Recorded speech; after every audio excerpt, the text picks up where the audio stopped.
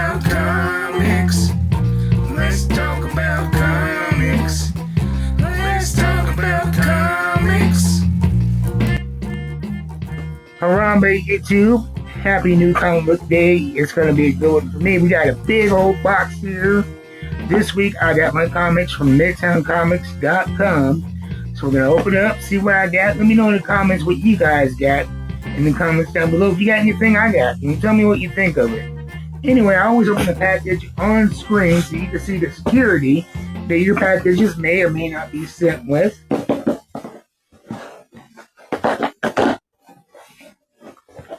So we have a box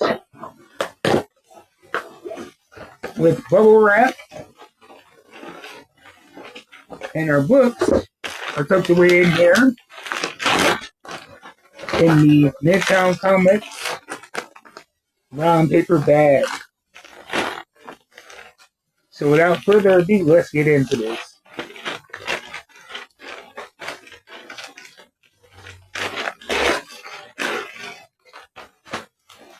Starting off with, okay, there we go. Now this is a series that I got involved with pretty late.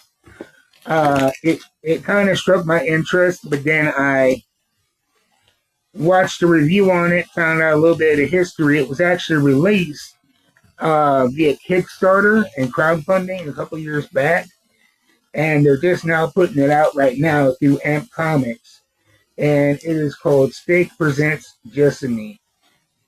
Issue number 1 was one of the best books as far as art goes. Probably the most beautiful book I've read all year. It takes place during colonial times. There are these vampires who are plantation owners who are feasting on innocent people, and Jessamy is sent from this British Council of Vampires to sort it out. And it's very, like I said, the art is remarkable. The writing is very beautiful. It captures the time without any sensationalism or downplaying of those times.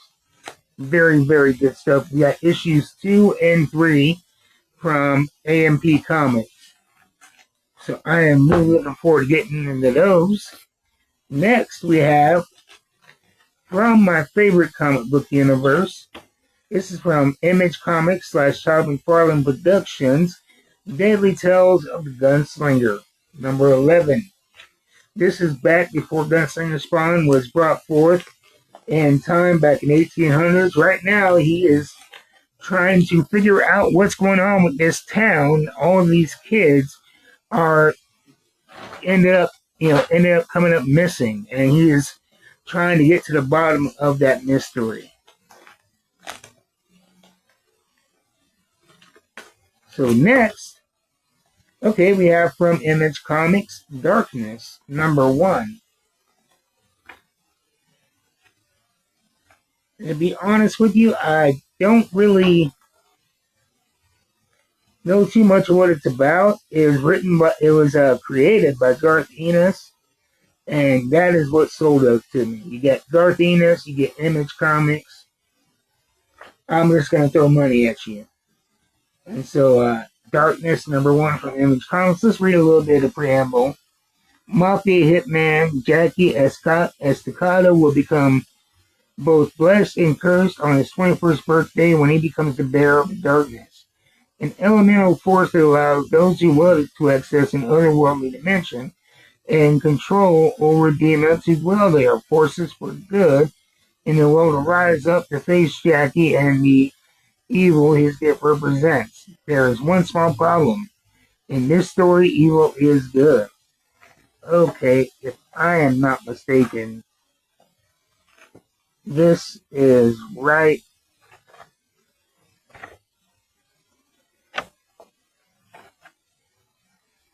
I don't want to say, okay, yes, I am right, I think. Yes. Okay, yeah, I noticed the protagonist's name and the art looked familiar. This is part of the Witchblade universe. Oh, okay. I am very excited about this now. Yeah, the art is the same. The art style. Yeah, exactly. Estacado. He actually appears in Witchblade. So I am even more excited to get into this Darkness from Image Comics. All right. Next, we have a Mad Cave Comics book. Really, behind Image Comics, my favorite comic book company from this year. I actually just read the last issue of this one. This is called It Killed Everyone But Me. This is number 4.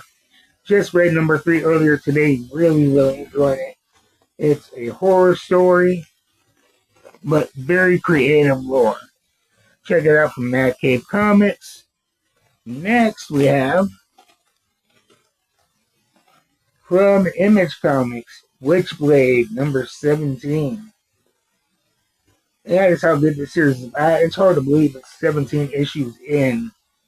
It feels like number 1 just came out yesterday, but that's the sign of a good read. You just coast through it without hardly noticing. And that is from Image Comics. Okay, next.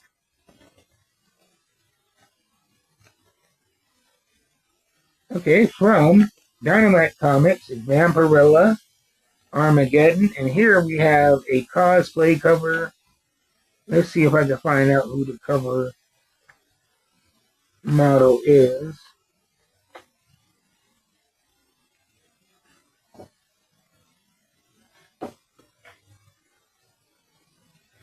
And they usually have a cover gallery in the back.